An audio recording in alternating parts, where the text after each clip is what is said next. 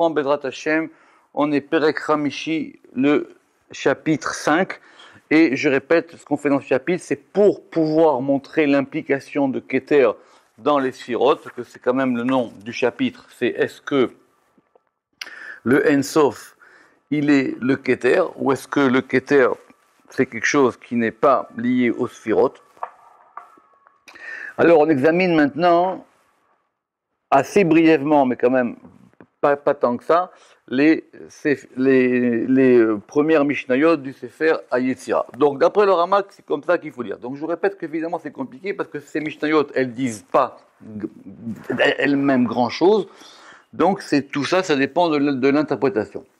Donc on avait dit, donc à partir de là, dans le chapitre 1, à partir de la Mishnah 8, on va commencer à dénombrer les sphirotes. Mais pas comme évidemment nous on aurait pu croire aussi simplement que pour les enfants du Talmud Torah, ce qui n'est pas le cas.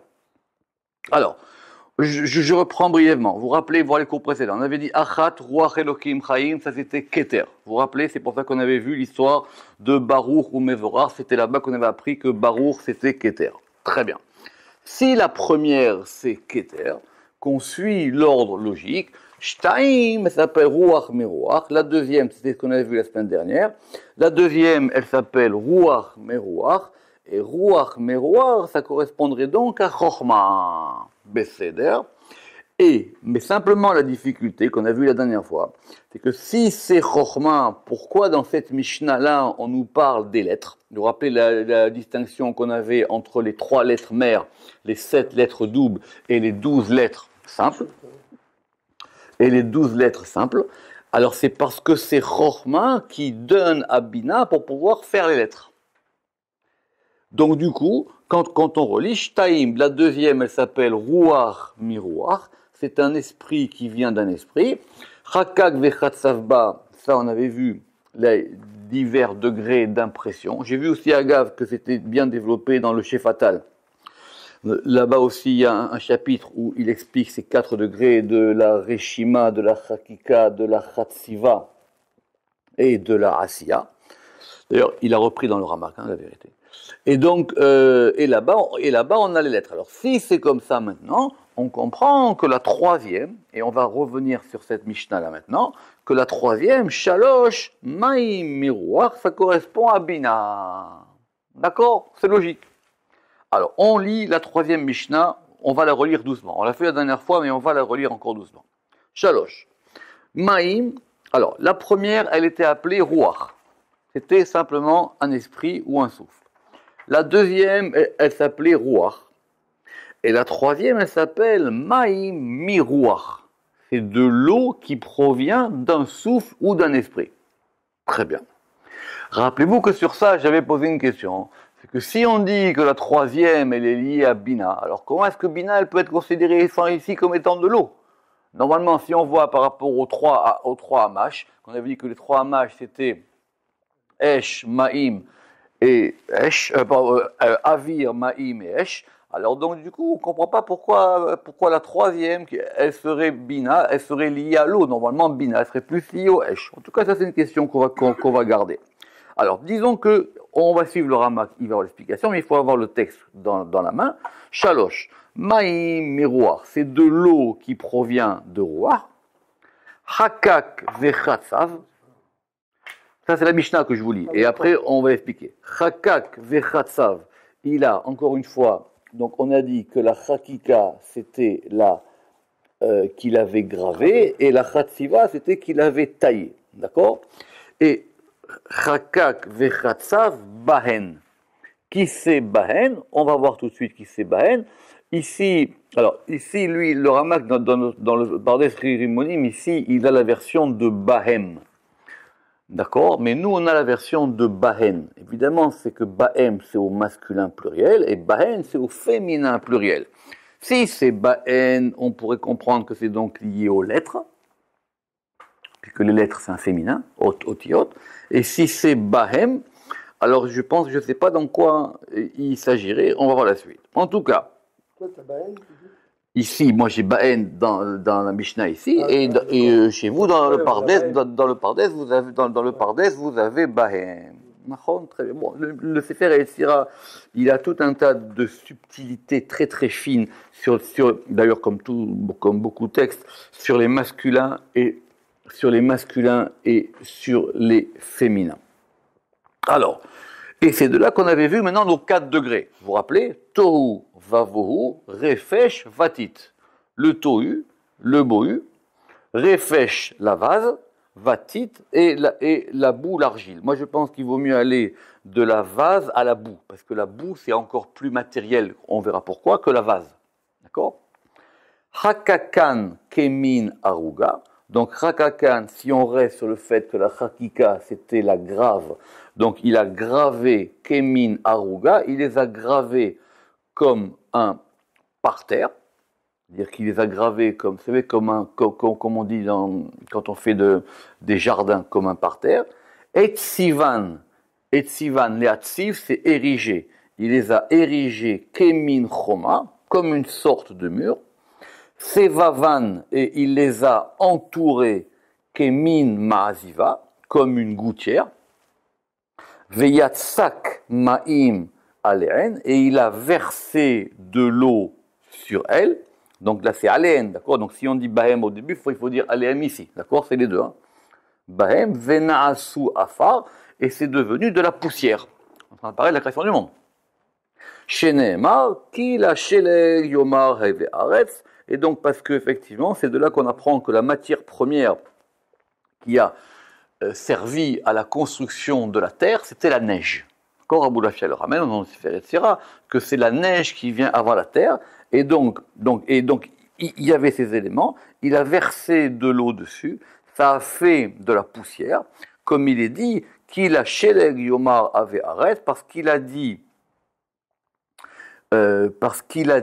à la neige, Yomar Heve Aret, soit de la terre. C'est repris aussi dans Pirkei de Rabbi Eliezer, pour ceux qui veulent voir là-bas, que la matière première c'était de la neige. Ok? Et alors après, il y a des versions alternatives, évidemment. Alors, on avait dit que le tohu, on a parlé la dernière fois, le tohu, c'est le kav yarok, c'est le fameux rayon vert, chez Makif et Taolam, le fameux rayon vert qui entoure le monde. Le bohu, ce sont les avanim mefulamot. Avanim mefulamot, c'est ramené aussi dans les Tikkun HaZohar, ce sont les pierres visqueuses. Ce sont des pierres comme on dit en français, c'est visqueux, c'est-à-dire c'est... le pétrole. Ce sont des pierres visqueuses qui sont à la fondation du monde, chez Mimeno Amaim Yotzim, dont les eaux sortent, chez Nema, Venatelav, Tov, Kaftou, Veavne, Vo. Reprenons maintenant, bien qu'on ait fait la dernière fois, reprenons donc la lecture de l'explication de cette Mishnah en haut de la Med Aleph, colonne de gauche. Shalosh, Maim Meruach. Donc, I abina shiish lishit. Donc c'est clair maintenant. Donc ici, la troisième, c'est la bina qui est la troisième séphira. Très bien. Ou pirouche maim. Alors il dit maintenant pourquoi on lui a attribué cette notion d'eau. Beinyan ma'amar gimel, c'est à propos de la troisième fois où il y a marqué vayomer dans la création. C'est que dans la création, il y a marqué 10 fois vayomer. Et la troisième fois où il y a marqué vayomer, et en plus, c'est donc le lundi, tout à fait, c'est donc le lundi, parce que là-bas il y a marqué, chez où yikavu hamaim, qui est que les eaux se rassemblent. Vous vous rappelez que les eaux se rassemblent, el makom echad, vers un lieu 1, et ça correspond à la bina. D'accord. Donc encore une fois, c'est le 3. D'accord, vous comprenez? Je reprends. Il dit shalosh, c'est la bina. Pourquoi est-ce qu'on a dit Maïm? Parce que Maïm, ça correspond au troisième Ma'amar, à la troisième parole de la création, qui est que les eaux se rassemblent, et ça correspond à la Bina. Ve'atam shenikret Maïm. Le Rama comprend qu'il n'est pas aussi confiant avec ça. Pourquoi est-ce que donc, du coup, on l'appelle ça Maïm? Mipne she'em avim me'ruach. Parce que les eaux, vu qu'ici on est en train d'expliquer dans la Tzilut comment est-ce que le monde se crée. Donc, on a dit le premier degré, c'est un rouar. Deuxième degré, c'est un rouar. Troisième degré sont des eaux. Alors, il dit que les eaux, effectivement, c'est plus épais, il y a plus de matérialité dans l'eau que dans le verre, que dans le vent ou que dans l'air. Ve'em mekabelot hatziyur yoter. Et si on veut donner une forme à l'eau, c'est plus facile de donner une forme à l'eau que de donner une forme au vent. Ça sera évidemment plus facile de donner une forme à la terre que de donner une forme à l'eau. Donc on descend dans les degrés de matérialité. Vechen imekabelet yoter tziyur. Et donc tout ça on l'avait vu la dernière fois. Vechen imekabelet yoter tziyur. Et donc elle reçoit plus de formes. Animsaot qui se forme. Vesham mitgalot yoter. Et là-bas elle se dévoile plus mi bachorma que par rapport à la chorma. Très bien. Ok, la question par rapport au Esh, il n'a pas posé ici. Alors, on a dit là-bas que Chakak Baem Tohu Vavohu Varverefesh Vatit, et qu'on a dit qu'il avait gravé à l'intérieur ces 4 degrés qui sont le Tohu, le Vohu, le Refesh et le Tit. Alors, il dit Shem Metziyut Dalet Otiot Shebabina. Et ça correspond aux 4 lettres du tétragramme qui est dans Bina. Vous avez entendu qu'il y a un tétragramme dans chacune des sphirotes. Donc le Tohu correspondra au Yud, le Bohu correspondra au He, le Refesh correspondra au Vav et le He correspondra au Tit. Et dans Bereshit Rabbah, on a expliqué là-bas Maï Bohu. C'est quoi le Bohu? Vous savez, cette fameuse expression qu'on ne traduit pas d'ailleurs, parce que quand il y a marqué dans la Torah qu'au commencement, Ve'aretz Aïta Tohu Vavohu, que la terre elle était Tohu et Vohu, il faut laisser comme ça. C'est pas la peine de traduire. Bon, il y en a qui ont traduit, je ne sais pas, dans les Bibles, l'abîme et je ne sais pas quoi. Bon, l'homme est chané. Et en plus, ça ne marche pas parce que vraiment, Mamash, c'est presque des noms propres en hébreu. C'est même pas des noms communs. C'est presque des noms propres. Le Tohu, ça désigne vraiment quelque chose, quoi. C'est un nom particulier, c'est pas un degré général. Alors, on a dit là-bas, c'est quoi le Bohu? Alors, c'est là que ça va devenir plus subtil. C'est quoi le Bohu dans le Midrash? Davar hamalbish et Tohu. C'est quoi le Bohu? C'est une chose qui va habiller le Tohu. Ça veut dire il y a d'abord du Tohu, et le Tohu, il est habillé... Pardon, il y a d'abord du... C'est ça, il y a d'abord du Tohu, et le Bohu, il habille le Tohu. C'est pour ça que le premier, il est Yud. Donc effectivement, donc ce Shem Yud Kevavke, si je vais trop vite, vous me dites, ce Shem Yud Kevavke sont des lettres, les unes qui enveloppent les autres. Donc on a un Yud à l'intérieur, et il est entouré et habillé par un He. Davar amalbish et Tohu. Ve'amar Tohu. Et il a dit Tohu ou Kav Yarok de Asrer Alma. Il a dit que ce Tohu, c'est ce fameux rayon vert qui entoure le monde. Agav, ça veut donc dire que la version qui rajoute Tohu ze Kav Yarok, elle est donc une bonne version d'après le Ramak. Puis que lui, il a dans son Sefer et Yetzira. C'est très important les versions. Si on n'a pas les bonnes versions, on est perdu après. Et donc il dit, c'est quoi ce Tohu? Donc rappelez-vous que le Tohu, c'était ça. Ou Kav Yarok de Asrar Alma, c'est le rayon vert qui entoure le monde. On s'arrête 2 minutes. Si on dit que Tohu, c'est un Yud, et on dit que Vohu, c'est un E, et s'il a ramené le Midrash qui dit que c'est quoi le Vohu, c'est ce qui entoure le Tohu, donc ce rayon vert qui entoure la terre elle est quoi ici? La terre elle est Bina. C'est lui qui entoure. Donc qui est-ce qu'il y a à l'intérieur? Je reprends. Ve'amar Tohu ou Kav Yarok, et on a dit que ce Tohu, c'est une... Alors attendez, non. Ve'amar Tohu ou Kav Yarok de Asrer Alma. Le Tohu, donc le Tohu, c'est cette ligne verte, c'est ce rayon vert des Asrar Alma qui entoure le monde. Et le monde, Shia Bina. Vous vous rappelez qu'on a vu que Olam, c'était Bina. Velo Abina Mamash, mais pas vraiment la Bina. Et là, le Yud qui est dans la Bina. Oui, j'ai compris. Puisqu'il dit qu'ici, on est dans le 3e degré, et que ce 3e degré, c'est Bina, Quand on va maintenant dans ce troisième degré qui est Bina, voire Yud, Ke, Vav, Ke, Tohu, Vavohu, Varefesh, Vatit, donc effectivement, le Tohu ici correspond à Bina. C'est le Yud qui est dans la Bina. Pourquoi? Parce que, vous vous rappelez qu'on a parlé la dernière fois, c'est ce qu'il dit ici, Sheyeshla Metziyut Ayuli Sheheno Midgale Ba'etzem, qu'il y a une matière première à la création. Cette matière première de la création, c'est ce mot qui vient emprunté du grec, qui s'appelle le Yuli. D'accord? Je vous ai dit que certains avaient voulu le traduire par étant l'hélium. D'accord? Et ce Yuli, ça commence par un Yud. C'est ça qu'il veut dire ici. C'est ça le Yuli. Et c'est quelque chose qui ne se dévoile pas. Rotseloma, qui a Sechel Shofet Ba Kolash Patot, parce que l'intellect, il peut attribuer toutes les choses à ce degré-là. Que Inyan Ayuli, comme ce Yuli, Veu Sovlan, et lui, il est capable de les Sovlan, de les supporter, de prendre tout en lui. Les Rov Archako Meadat, tellement c'est quelque chose qui est loin de la compréhension humaine. Très bien. Ça, c'est par rapport à ce Tohu. Aval le Bohu, chez où est. Aval Bohu, chez où est. Aval le Bohu, qui est le est. Malbish le Yud. Il est Malbish le Yud, qui est le Tohu. Donc ça veut dire quoi? Il est Malbish le Yud. Ça veut dire qu'il habille le Yud.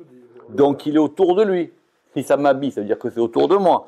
Donc le Vohu, qui est le He, il est Malbish le Yud. Dehainu He, Bet Ve'echal El Yud Kave. Ça veut dire que maintenant le He, il devient un habitacle et un palais pour le Yud. Et c'est le dessin que vous avez ici. Vous avez un He, et à l'intérieur, vous avez un Yud.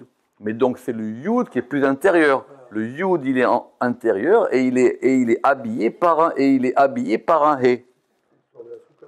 Doucement. Simplement, c'est pas ça. C'est qu'ici, on a le degré le plus intérieur à l'intérieur. Donc, reprenons. On a dit que Shalosh, c'était Bina. Bina, elle s'appelle Maïm de ce point de vue-là. Très bien. Maintenant, de là, il va se déployer un Shem Yud Kevavke qui est le Tohu, le Vohu, le Refesh et le Tit. Et on a dit, c'est quoi le Bohu? On relit, hein. C'est quoi le Bohu? C'est ce qui va habiller le Tohu.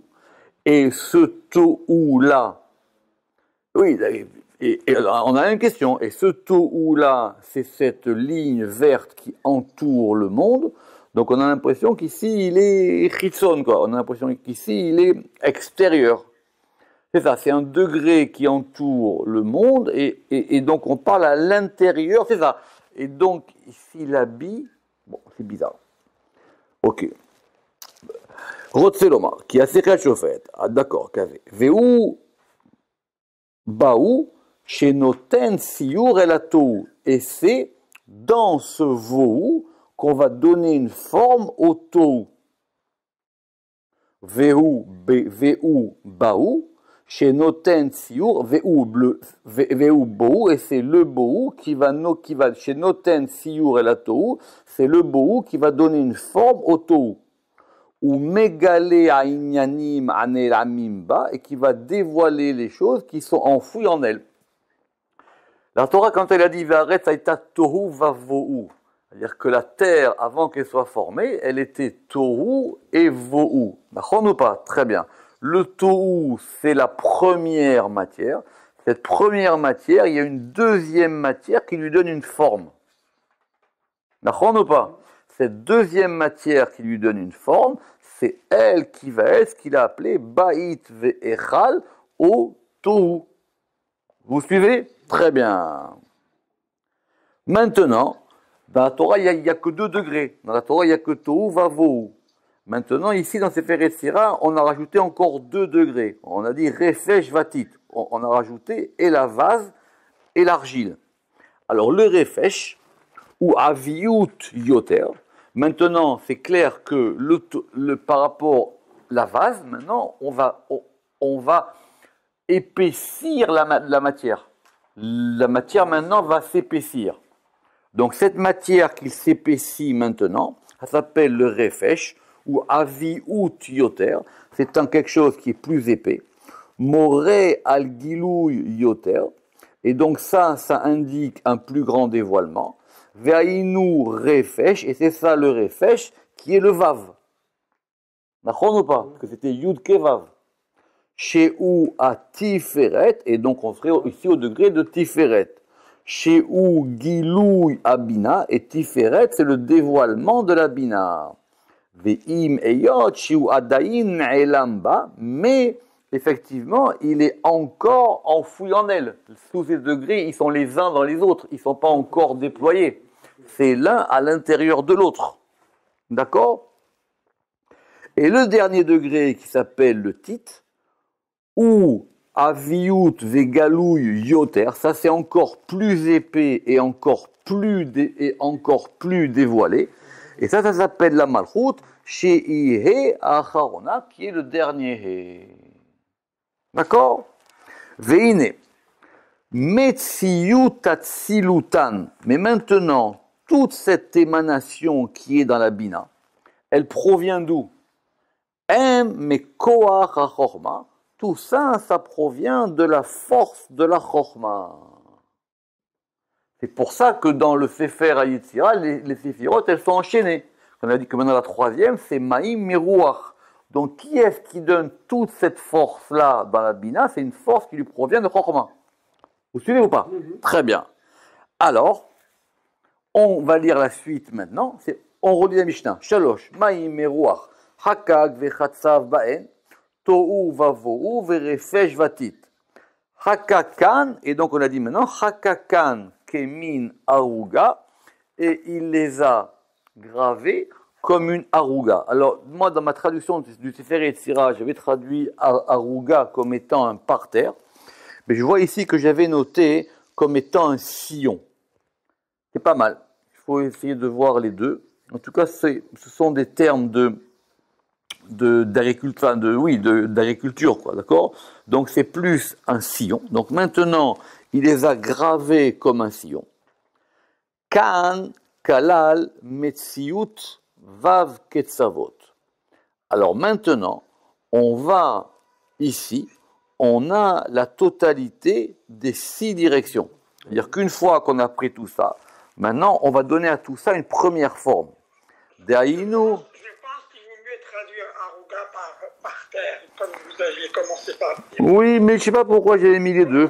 Il faut que je vois. Oui. Moi, j'avais mis. Il va l'expliquer maintenant. Alors, Daïnou Kemin Aruga, et donc ça, c'est le Aruga, et ce Aruga-là, c'est le Tachat, c'est-à-dire c'est ce qui est en dessous. D'accord?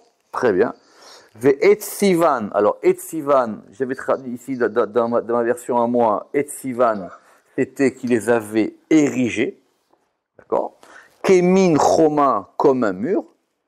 Deaïnu, Chagurat Arba Defanot, c'est-à-dire maintenant, c'est littéralement la ceinture, comme on dit d'ailleurs la ceinture du périphérique, c'est la ceinture des 4 Defanot, des 4 parois du mur. Ma'arav, Mizrach, Tzafon, Vedarom, l'ouest, l'est, le nord et le sud. Alors, Sechachan. Alors, c'est intéressant parce qu'ici, il y a marqué Sechachan, mais dans la Mishnah, là-bas, il y a marqué Sevivan. Alors, c'est pas pareil. Pourquoi c'est pas pareil? Si on dit Sevavan, ça veut dire qu'il les a entourés. Et si on dit Sechachan, ça veut dire quoi? Sechachan, ça veut dire qu'il les a, comment dire en français? Il en a fait un toit. Il les a recouverts. Parce qu'un srar, c'est un toit, et un sivou, c'est un tour. Alors, je reprends. On a Shalosh, Maïm Mirouach, Hakag, donc la troisième, c'est de l'eau qui provient du vent. Hakag vechatsav baen, il a gravé et il a taillé en elle. 4 degrés, Tohu vavohu refesh vatit. Hakakan keminaruga, il les a gravés. Hakakan, c'est au pluriel. Donc apparemment, c'est quoi? C'est qui il? Il les a gravés qui? Il a gravé ces 4 degrés. Tout le Sefer Yetzira, c'est très simple. Soit tu comprends ce qui est écrit, soit tu comprends ce qui est écrit. Toute la question, c'est de savoir comment tu es capable même de lire. La preuve, c'est que tu vois les traductions du Sefer Yetzira, tu comprends qu'ils n'ont pas compris. Parce que tous les jeux de masculin, féminin, singulier, pluriel, ils t'indiquent dans le texte comment tu t'en sors. Donc apparemment, Hakakan, ici, ça s'applique aux 4 degrés. Donc de ces 4 degrés, il en a fait un parterre. Il les a érigés comme un mur. Donc apparemment, il a dessiné une surface. Cette surface, maintenant, on va la clôturer avec un mur. Et soit on a la version de Sevavan, et soit on a la version de Sechachan, ce qui n'est pas du tout pareil. Parce que si on dit Sevavan, la vérité, Sevavan, ça veut dire que maintenant qu'on a fait un mur, on va entourer le mur. Mais si on dit Sechachan, ça veut dire que maintenant, ces 4 côtés, on les a recouverts. Mais il y a un mot en français, je ne sais pas si on... Comme la souka. Mais il y a un mot en français, c'est pas toiturer, c'est poser un toit. D'accord? Couvrir, comme un couvreur. Kemin Maaziva, et on les a recouverts comme une gouttière. Ça fait un cube. Exactement. Bidjouk. Mais c'est ce qu'on veut. Parce qu'on veut que ce cube-là, dont on parlera plus tard, il va dessiner toutes les directions possibles dans le monde. C'est que maintenant, l'espace va commencer à se destiner. D'accord? C'est pour ça que l'espace, il est plus haut que le temps.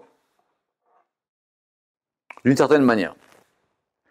Alors, Sakachan Kemin Maziva, Aïnou Ma'ala. Donc il dit ici c'est en haut. Donc c'est clair qu'ici la version elle est Sechachan, elle n'est pas Sevavan. Il faut le noter.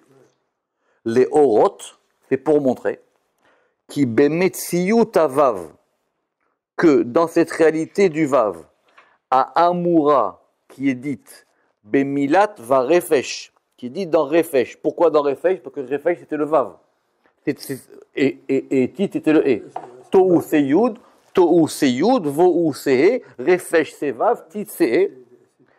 Kedepirash Tisham, Kelulim Avak, ils donc sont maintenant totalisés les 6 directions, Aniskar mentionné, VM Bekoach Habina, et ça c'est dans le Koach Habina. Très bien? Ok. Alors, Sefer Yetzira, c'est un monde, on ne peut pas le faire comme ça, il faut des années pour faire Sefer Yetzira. Là, c'est déjà, c'est juste ça, une première lecture, on va dire. Alors, Arba, maintenant la 4e. Alors, on dit la Mishnah. Esh Mimaim. Donc maintenant, on a du feu qui sort de l'eau. Esh Mimaim. Chakak Vechatsav. Donc, il a gravé et il a taillé. Baen. Toujours la question, ce Baen, à quoi il s'applique? En tout cas, Baen, c'est un féminin pluriel.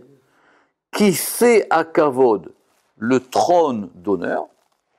Ve'aufanim et les Ophanim, ce sont des catégories d'anges. Ve'aufanim, Ve'seraphim et les séraphins. Ve'hayot à Kodesh et les vivantes du saint, ce sont aussi des catégories d'anges. Ou Malaché à Charet et les anges du service. Vechol Tseva Marom et toute l'armée de l'en haut. Ou Mishloshtan et de ces 3, c'est qui les 3? On verra plus tard. Ou Mishloshtan, Yassad Meono, il a fondé sa résidence. Chez Nehemar, comme il est dit, Ose Melachav Ruchot, il fait de ses anges des vents ou des esprits. Meshartav de ses serviteurs, Eshloet, un feu flamboyant, on pourrait dire. Eshloet, c'est un feu flamboyant. Alors, nous on suit toujours les sirotes, c'est ça qu'on veut ici. D'accord? Donc, si on a Keter, Chochma, Bina, ici on a quoi en 4? En 4, on n'a pas ce qu'on croit. Arba, Esh Mimaim, ça c'est la Malchut. Arba, c'est la Malchut. Ve'al Yada, Nivraou Sha'ar Haolamot. Parce que c'est par la Malchut qu'ont été créés les autres mondes. Qui al Yede Gimel Rishonot. Parce que par les 3 premières séphirot, Naasa ou Naase Veneetzal a été fait et a été émané, Kol Hatzilut, tout le monde de l'émanation, ou Biprat, et en particulier par la Bina. Parce qu'effectivement, on voit que quand on relit les trois Mishnah, la Mishnah où on a le plus de matérialité dans les choses, c'est à partir de la troisième. Parce que dans la première, on a juste Baruch, il est béni. Dans la deuxième, on a des lettres. Et dans la troisième, on commence à avoir cette fameuse matière. Il n'a pas expliqué la fin de la Mishnah. Vous vous rappelez que la fin de la Mishnah, elle dit qu'il a versé de l'eau dessus. D'accord? Il a versé de l'eau sur elle, et que cette eau-là, elle a fait de la poussière, et qu'après, ça a fait de la neige. D'accord ou pas? Juste ici, ce qui l'intéresse ici dans ce chapitre, c'est d'avoir la suite. D'accord ou pas? Très bien. Alors, Ve'igdim amalchut. Et il a fait devancer la malchut. Pourquoi est-ce qu'il a fait devancer? Parce que normalement en 4, on aurait attendu au moins Tiferet. D'accord ou pas? Alors pourquoi est-ce qu'il a mis la malchut en premier? El metziyut aketzavot. Pourquoi est-ce que la malchut, elle vient avant les extrémités, c'est-à-dire Chesed Gvura Tiferet Yetzarod Yesod, mipne shekvar nirmazu bemetziyutan, parce que les extrémités, elles ont déjà été données en allusion dans ce qu'elles sont à l'intérieur de la Bina. C'est vrai que finalement, c'est quoi les vacs? Les vacs, c'est le déploiement de l'intérieur de la Bina. Oui, c'est la mer, la Bina. C'est ça. On a parlé de quoi? Donc du coup, maintenant, comme on a dit que dans la Bina, il y avait tous ces degrés-là, alors en puissance, maintenant ils vont se développer plus tard, mais ça, c'est pas ici le sujet. Donc maintenant, il manque un élément en plus, qui est l'élément de la malchut. Très bien. Ou les filles chez Eskir, Atsilatan, mais Abina. Moi j'ai Atsilatan. Ou les filles chez Eskir, Atsilatan, et puisqu'il a mentionné leur émanation de la Bina, Iskir Sha'ar Metziut Haolamot, il a mentionné les autres réalités des mondes, et c'est pour ça qu'ici on a commencé à parler du Kisei HaKavod, du trône d'honneur, et des anges, et des séraphim, et des Ufanim, Vechayot HaKodesh. Ve'amalchut Nikra Esh, et ici la Malchut, on l'a nommé feu. Mipne Shei Gevura Tata, parce qu'elle correspond à la Gevura d'en bas. Normalement, le feu, c'est la Gevura. Dans la Malchut, comme c'est la Gevura d'en bas, ici, on l'a appelé feu. Ve'amar mimaim. Et pourquoi est-ce qu'on a dit que c'était du feu qui venait de l'eau? Pourquoi Ve'amar mimaim? Shei Malchut mi Bina. Parce que la Malchut, elle provient de la Bina. Ce sont les deux degrés du féminin. C'est le et d'en haut et le et d'en bas. Vechen etiatam, et c'est ainsi leur inclinaison. Ve'abina, he ila'a netiata el ayamin. La bina, c'est le et supérieur dont la tendance elle est vers la droite. Ve'amalchut he tata netiata el asmol. Et la malchut, elle est le et d'en bas dont la tendance elle est vers la gauche. Ve'em Yad Yemin Veyad Smol, et ça correspond à la main droite et à la main gauche. Kedemuchar Batikonim, comme on l'a expliqué dans les Tikkunim, et comme ça serait expliqué dans Shar Arke Akinuyim. Vesod Kisei HaKavod, évidemment, quand on a parlé ici maintenant de ce Sod Kisei HaKavod, on a dit que maintenant à partir de là va être créé le trône d'honneur. C'est quoi le Kisei HaKavod? Vesod Kisei HaKavod, Ainu Abria. Ça, c'est le monde de la Bria. Donc, apparemment, ici, ça voudrait dire que les trois premières sphirotes, elles ont permis de uniquement faire la Hatzilut, et que c'est à partir de la Malchut qu'on a commencé à faire la Bria. C'est-à-dire qu'on ne parle même pas ni d'Yetzira, ni d'Asiya, d'ailleurs. Ouais, c'est pas une Miladi qui disait là. On n'en parle même pas de ça. Ouais. D'accord? Il y a beaucoup de gens qui ont voulu croire que comme le Sefer Yetzira, il s'appelle Sefer Yetzira, il parlait du monde de la Yetzira, mais c'est pas Pachout. Le Gaon, il parle de ça longuement d'ailleurs. D'accord? Ou Mishloshtan Yassad Meono. Et de ces trois, Yassad Meono, il a fondé sa demeure. Pirouche, alors c'est quoi les trois? Migimel Bechinot Ele, de ces trois aspects qu'on vient de nommer, qui sont Ruach, Ma'im et Esh. C'est-à-dire qu'il faut bien lire. Hein. Quand on a dit de ces trois, c'est quoi de ces trois ici? Donc quand on a dit de ces trois, ou Mishloshtan, c'est-à-dire qu'on revient maintenant sur l'ensemble. C'est-à-dire on revient depuis le début. C'est-à-dire Ruach, Ma'im, Esh. Pourquoi Ruach, Ma'im, Esh, c'est trois? Et on en est à la Mishnah 4 pour voir si vous suivez.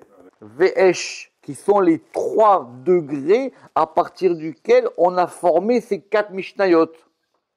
En, Yesod, et ça, c'est ce qu'on appelle le fondement, ou Me'on Hashechina. Et on avait dit que le Me'on, c'était la demeure, l'habitation de la Shechina. Kedemuchar Mikrae, comme il en ressort des versets. Ok. Alors, avant de terminer,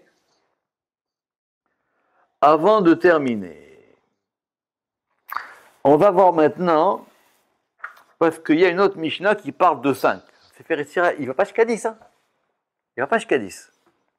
Il a dit, on reprend, la première. Prenez un Sefer Yetzira, tranquille, vous le relisez 200 fois. Après, vous revenez me parler après, mais tranquillement 200 fois. D'accord? Très bien. Alors maintenant, on a dit, la première, Achat Ruach Elokim. La deuxième, on a dit, vous vous rappelez, c'était Ruach Miroir. La troisième, c'était Maïm Miroir. Et la quatrième, c'est Esh Mimaïm. Et on arrive maintenant à la cinquième, Chamesh. Très bien. Alors, c'est quoi cette Mishnah 5? Alors, cette Mishnah 5, on va la lire. Et on verra tranquillement, mais elle a déjà été expliquée avant. C'est une fameuse Mishnah, ça s'appelle la Mishnah des Chotamot. C'est une Mishnah très célèbre qui s'appelle la Mishnah des Sceaux. La version la plus simple, c'est celle-là. C'est de dire 5. 5, donc apparemment 5, c'est les sirotes. Maintenant, il ne sera plus question ni de feu, ni d'eau, ni de vent. C'est comme ça. 5. Khatam Rom, il a scellé le haut. Alors, ça veut dire en plus qu'il y a une différence en hébreu entre le Lemaala et le Rom. Lemaala, ça veut dire en haut, mais le Rom, c'est encore plus haut que le haut. Moi, je traduis par la hauteur. D'accord, c'est quelque chose qui est encore plus haut. Quand on dit Lemaala, ça veut dire c'est en haut par rapport à un degré. Tu vois, c'est-à-dire, on va dire ça. Voilà, exactement. Mais le Rom, c'est vraiment un nom commun qui désigne la hauteur. Donc, Khatam Rom. Ok, on va voir la version qu'il a. Khatam Rom. Pana Lemala. Il s'est tourné vers le haut. Vehatmo, et il a scellé avec Yud Kevav. Shesh, 6. Khatam Tachat. Il a scellé le bas. Pana Lemata, il s'est tourné vers le bas. Vechatam, et il a scellé par Yud Vavke. Sheva, 7. Pana Lefanav, il s'est tourné face à lui. Vechatam Mizrach, et il a scellé l'est. Behe Yud Vav. Shmona, 8. Pana Leachurav, il s'est tourné Leachurav derrière lui. Vechatam Ma'arav, et il a scellé l'ouest, Be'evav Yud. Si vous avez l'est face à vous, vous avez donc l'ouest derrière vous. Donc ça veut dire qu'ici, c'est quelqu'un qui est face à l'est. C'est de là qu'on va apprendre d'ailleurs les directions. Le nord à gauche. Tout à fait. Et donc si vous êtes face à l'est, vous avez le sud à votre droite et le nord à votre gauche. Tesha, Pana Leyimino. 9, il s'est tourné vers sa droite. Vechatam Darom, et il a scellé le sud avec Vav Yudke. Eser, 10, Pana Lesmol, il s'est tourné vers la gauche. Vechatam Tsafon, et il a scellé le nord. Bevav Heyud, avec Vav et Yud. D'accord? On reprendra ça tranquillement la prochaine fois. Et on verra maintenant comment est-ce qu'on va aller jusqu'au bout et comment est-ce que finalement cette Mishnah des Chotamot, elle vient à la fin. Parce que si nous ici, on est arrivé à 4, il manque 6, d'accord ou pas?